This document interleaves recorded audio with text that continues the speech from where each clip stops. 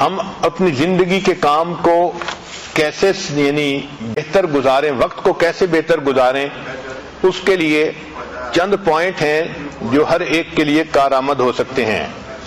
پہلی بات کہ اپنی نیند رات کے وقت میں پوری کر لیا کریں، پھر تہجد میں اٹھا کریں اور تہجد سے اپنے دن کی ابتدا کیا کریں۔ تہجد میں اللہ رب العزت کی طرف سے عنایات ہوتی ہیں۔ حدیث پاک میں آتا ہے کہ رات کے آخری پہر میں ایک فرشتہ اعلان کرتا ہے، هل من سائل فأعطی له، ہے کوئی سوال کرنے والا کہ جس کو عطا کیا جائے، ہے کوئی مغفرت کا چاہنے والا کہ جس کی مغفرت کی جائے۔ تو جب اللہ رب العزت کی طرف سے اعلان ہو رہا ہے، ہمیں چاہیے کہ ہم اس وقت جھولیاں پھیلایا کریں اور اللہ سے مانگا کریں۔ اس وقت مزدور کو مزدوری ملتی ہے، سائل کو اللہ کی طرف سے اس وقت نعمتیں ملتی ہیں، تو ہم اس وقت کو زندگی کا سب سے قیمتی وقت سمجھیں۔ چنانچہ ہمارے دن کی ابتدا تہجد سے ہونی چاہیے، اس وقت کو کبھی مس نہ کریں۔ کوشش یہی ہو کہ ہر رات میں تہجد کی توفیق نصیب ہو جائے، جتنے بھی تھکے ہوئے ہوں تہجد میں اللہ کے سامنے جھولیاں پھیلا کر بیٹھیں تاکہ ہمیں اللہ کی طرف سے روزینہ نصیب ہو جائے۔ پھر فجر کی نماز پڑھیں اور فجر کے بعد اپنے اسباق پورے کریں، اشراق پڑھیں اور اشراق کے بعد اپنے دفتر اور بزنس کے کاموں کی ابتدا کریں۔ حدیث پاک میں نبی اللہ تعالیٰ فرماتے ہیں، اے میرے بندے، دن کے شروع میں تو 4 رکعت پڑھ لیا کر، میں سارا دن تیرے کاموں میں تیری مدد کروں گا، تیری کفایت کروں گا۔ ذرا غور کیجئے کہ ہمارے سارے دن کے کاموں میں اللہ کی مدد شامل ہو جائے تو ہمیں اور کیا چاہیے؟ اور یہ نعمت مل جاتی ہے اشراق کے 4 نفل پڑھنے پر۔ اور اشراق کی نماز ہوتی ہے جب سورج طلوع ہوتا ہے، تقریباً 20 منٹ کے بعد انسان 4 رکعت پڑھ سکتا ہے۔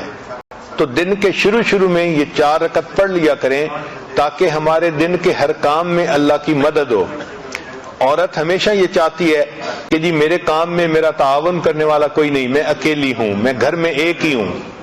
بھائی آپ اللہ کو اپنا تعاون کرنے والا بنا لیجئے، دن میں اشراق کی نماز پڑھنے پہ اللہ تعالیٰ آپ کے کاموں میں آپ کے کفیل بن جائیں گے، آپ کی کفایت کریں گے۔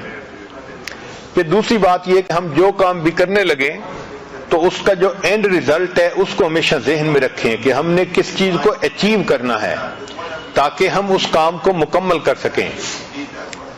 ایک تیسرا پوائنٹ کہ جو اچھی عورتیں ہوتی ہیں وہ اپنے کام کو پریورٹائز کرتی ہیں، یعنی اس میں جو پریورٹی ہے وہ دیتی ہیں، اہم کام کون سا ہے، کس کو پہلے کرنا ہے۔ اگر ہم اہم کام کو پہلے کرنے کی بجائے بس اپنی ترتیب سے ہی ہر کام کرتے رہیں گے تو ہم کم وقت کم کام کر پائیں گے۔ چنانچہ ایک ٹیچر تھی، اس نے اپنے شاگردوں کو پرائورٹی کے اوپر ایک اچھی مثال سے بات سمجھائی۔ اس نے ایک بالٹی لی اور اس بالٹی کے اندر اس نے اینٹیں رکھ دی اور بالٹی بھر دی۔ پھر اس نے طلباء سے پوچھا کہ بتائیں اس بالٹی میں کوئی اور چیز آ سکتی ہے؟ ان کا نہیں، یہ تو ساری بالٹی اینٹوں سے بھر گئی۔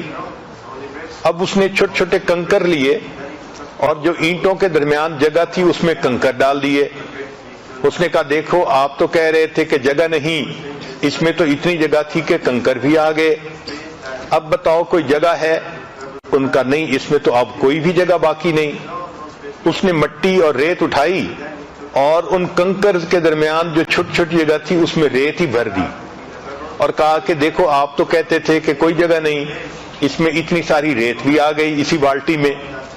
پھر اس نے پوچھا بتاؤ اس میں اور جگہ ہے؟ تو طلباء نے کہا کہ نہیں، اب تو کوئی جگہ نہیں بچی۔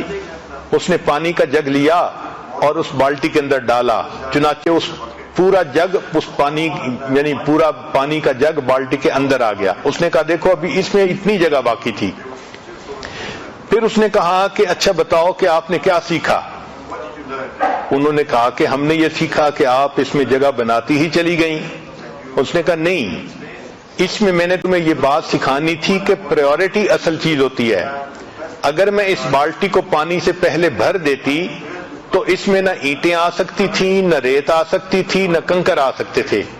میں نے پہلے اینٹیں ڈالیں پھر اس کے بعد کنکر ڈالے، پھر اس کے بعد ریت ڈالی، پھر پانی ڈالا، تو یہ ساری چیزیں آ گئیں۔ تو ہمارے وقت کی بھی یہی مثال ہے کہ اگر ہم پریورٹی کے بغیر کام کرنے لگیں گے تو کام نہیں کر سکیں گے، اور اگر پرائورٹائز کر لیں گے تو دیکھیں ایک کام کے اندر دوسرے کا وقت نکل آئے گا، دوسرے کے اندر تیسرے کا، اور ہم کئی سارے کاموں کو ایک وقت میں کر سکیں گے۔ آج ہماری زندگی کا ایک بڑا مسئلہ ہے کہ ہم وقتی کاموں کے پیچھے لگ کے اصلی کاموں کو بھول جاتے ہیں۔ اصلی کاموں کو کہتے ہیں امپورٹنٹ ورک، اور وقتی کاموں کو کہتے ہیں ارجنٹ ورک۔ جس عورت کو دیکھو ارجنٹ ورک میں لگی ہوتی ہے، امپورٹنٹ کام کو بھول جاتی ہے۔ چنانچہ ہماری توجہ ساری کی ساری ارجنٹ کاموں پہ ہوتی ہے، اس لیے کہ وہ نظر آتے ہیں، اور جو امپورٹنٹ کام ہوتے ہیں وہ کئی دفعہ فوری نظر نہیں آتے۔ مثلاً اپنے مقصد کو سامنے رکھنا یہ امپورٹنٹ کام ہے، اور وقتی ضرورت کے پورا کرنا یہ ارجنٹ کام ہے۔ وقتی کاموں میں سے کال اٹینڈ کرنا یا سیل لگی ہوئی ہے وہاں سے کچھ شاپنگ کرنا یہ وقتی کام ہے، اور جو امپورٹنٹ کام ہے وہ ہے بچوں کی تربیت کرنا، خاوند کو خوش رکھنا، گھر کے کاموں کو پورا کرنا، اپنے نفس کا تزکیہ کرنا، یہ امپورٹنٹ کام ہے۔ اب ہوتا کیا ہے کہ ارجنٹ کاموں میں لگ کے عورتوں کو نماز کی بھی فرصت نہیں ملتی، گویا امپورٹنٹ کاموں کو بھول جاتی ہیں۔ سکسیسفل پرسن وہ ہوتا ہے جو امپورٹنٹ کاموں کو یاد رکھتا ہے اور ان کو بھولتا نہیں۔ چنانچہ 3 لفظ یاد رکھیے، 3 سٹیپ ہیں کامیاب زندگی کے: اپنے کاموں کو پرائورٹائز کرنا، دوسرا ان کو آرگنائز کرنا، اور تیسرا زندگی میں ایک ڈسپلن پیدا کرنا۔